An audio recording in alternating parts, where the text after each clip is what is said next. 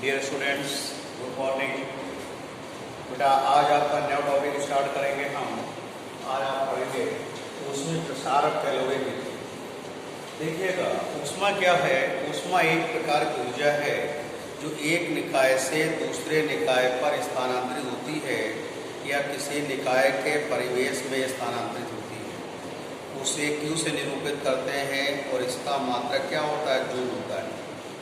ताप क्या होता है? टेम्परेचर क्या है? ताप वो गुण है जो ये बताता है कि दूसरी वस्तु के सापेक्ष वो तापी साम्य में है या नहीं है। या ताप वो गुण है जो एहसास किसी वस्तु के गर्म होने या ठंडे होने का एहसास करवाता है। ताप वो गुण है जो किसी वस्तु के गर्म होने या ठंडे होने का एहसास करवाता है। उसे हम क्या कहते हैं? ताप कहते हैं। जैसा मैंने बताया कि ऊष्मा क्या है? ऊष्मा एक ऊर्जा है जो एक निकाय से दूसरे निकाय पर स्थानांतरित होती है, जो कि एक निकाय से दूसरे निकाय पर स्थानांतरित होती है। इसे Q से निरूपित करते हैं और इसका मात्रक क्या होता है बेटा? जूल होता है। इसका मात्रक क्या होता है? जूल होता है। अब देखते हैं इसके बाद बायल का नियम।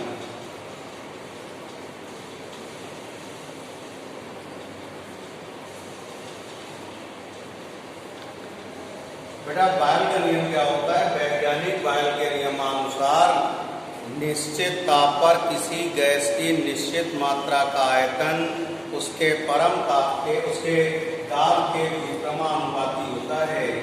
V proportional to 1/P।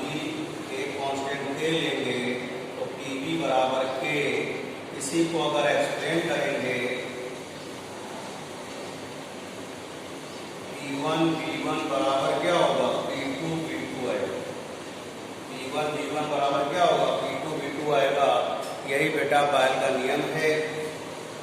बायल के नियमानुसार किसी गैस की निश्चित मात्रा का आयतन V स्थिर ताप पर उसके दाब के विक्रमानुपाती होता है। V प्रोपोर्शनल टू 1/P होता है। इसके बाद देखिए चार्ल्स का नियम।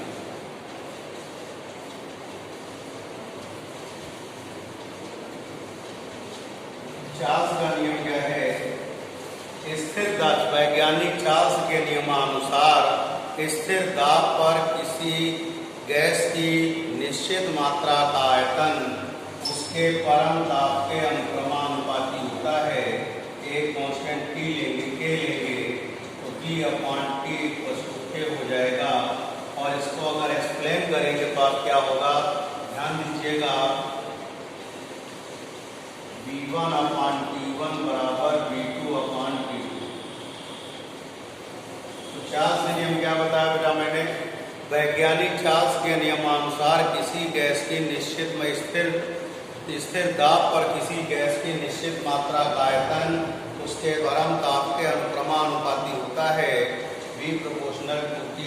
समानुपाती का चिन्ह हटाकर नियतांक K लगाएंगे तो V/T बराबर K, यानी V1/T1 बराबर क्या होगा? V2/T2 आएगा। बेटा ये आपका चार्ल्स का नियम है। किसका नियम है? चार्ल्स का नियम है।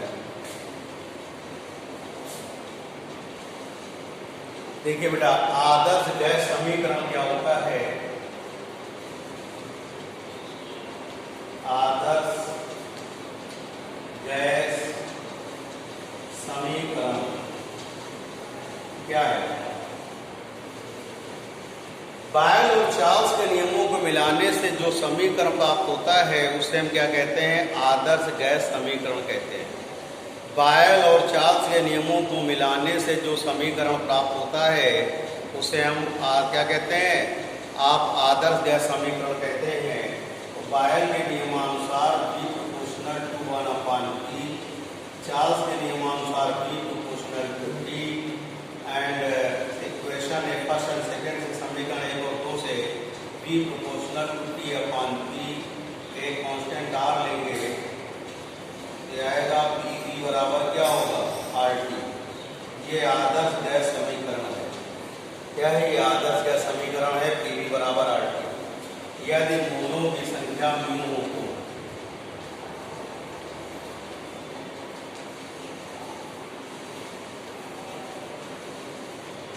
म्यू हो तो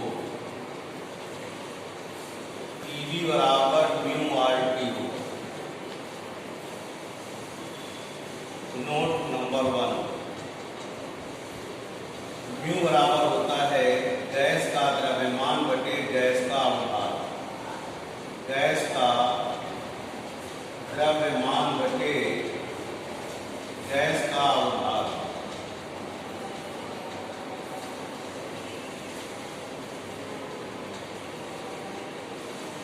नोट नंबर 2 आएगा बेटा, यहाँ पर ध्यान दीजिएगा। म्यू अगर मूलक संख्या निकालनी हो तो गैस का द्रव्यमान बटे गैस का क्या होता है, अवभार होता है। अगर दूसरा निकालेंगे पीवी बराबर आर टी है तो पीवी अपॉन टी बराबर आर होगा। तो फार्मूला आएगा P1 P1 अपॉन T1 बराबर P2 P2 अपॉन कितना होगा T2। ये आदर्श गैस समीकरण आ गया। तो ये था बेटा आदर्श गैस समीकरण था। आदर्श गैस समीकरण क्या होता है, जो बॉयल और चार्ल्स के नियमों के मिलाने से समीकरण प्राप्त होता है, उसे हम आदर्श गैस समीकरण कहते हैं बेटा। अब देखिए बेटा, परम ताप क्या होता है, जब ताप को हम केल्विन पैमाने पर नापते हैं तो नापा गया ताप परम ताप कहलाता है। जब ताप को हम केल्विन पैमाने पर नापते हैं तो उसे क्या कहते हैं, परम ताप कहते हैं। T बराबर होता है 273 plus small T degree centigrade और ये होता है परम ताप। क्या होता है, परम ताप होता है। तो T प्लस 273 प्लस T, जब ताप को हम परम से केल्विन पैमाने पे नापेंगे तो उसे क्या कहते हैं, परम ताप कहते हैं, यानी एब्सोल्यूट टेम्परेचर। परम शून्य ताप क्या होता है,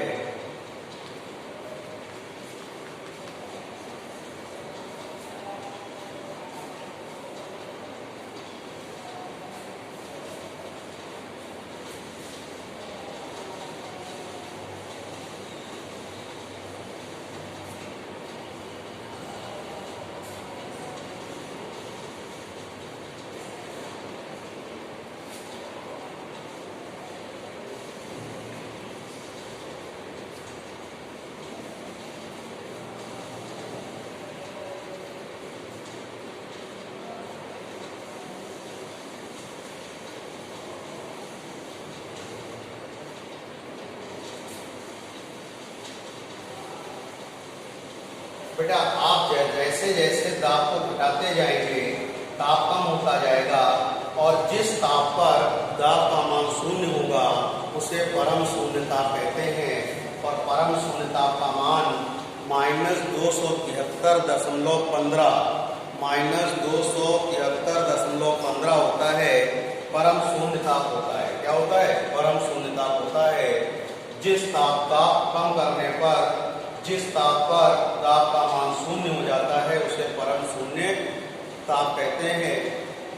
परम शून्य ताप पर गैस का आयतन या दाब, जिस ताप पर गैस का आयतन और दाब दोनों शून्य होता है, दाब या आयतन शून्य होता है, उसे क्या कहते हैं, परम शून्य ताप कहते हैं। क्या कहते हैं, परम शून्य ताप कहते हैं।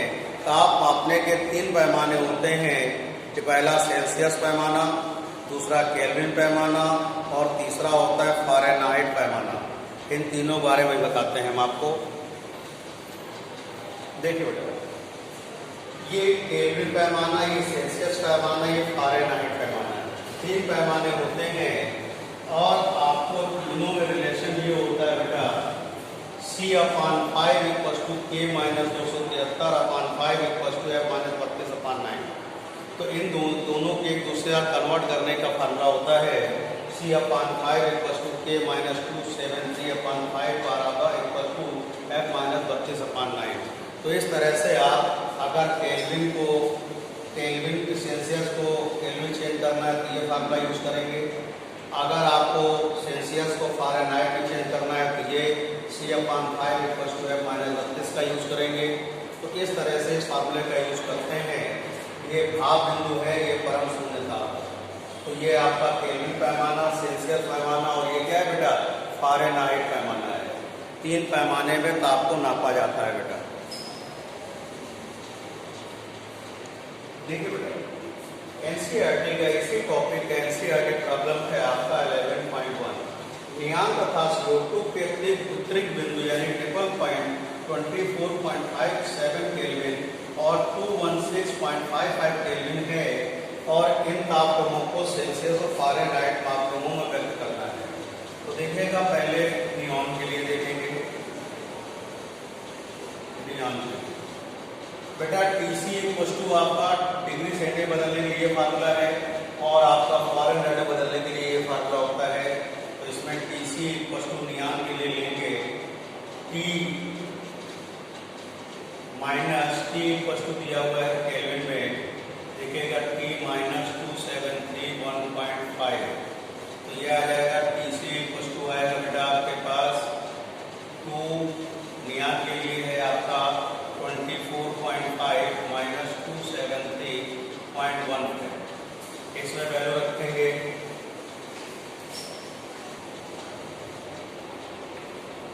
सॉल्व करेंगे -200.58 आएगा डिग्री सेंटीग्रेड। अब CO2 के लिए होगा बेटा TC = T - 2731.5। तो यह आएगा 216.55 - 273.15। TC = इसको सॉल्व कीजिएगा -56.6 डिग्री आ जाएगा।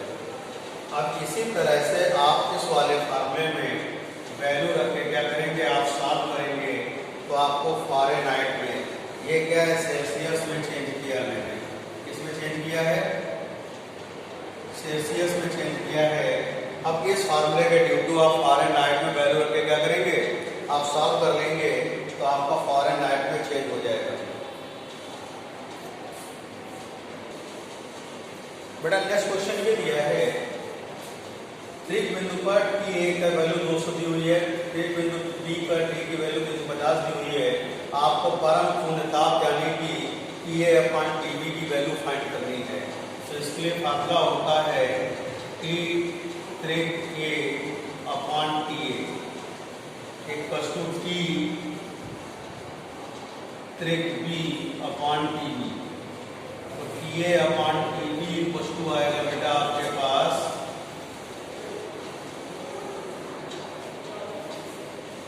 T त्रिक A/T त्रिक B। तो यह आ जाएगा TA/TB = आएगा आपके पास 200/350। तो आएगा कितना होगा TA/TB कैंसिल हो गया, ये होगा 4/7। कितना होगा बेटा 4/4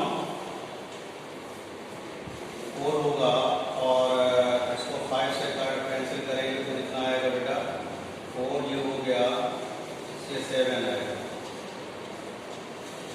तो ये आंसर आ गया आपका T और TB का रेशियो।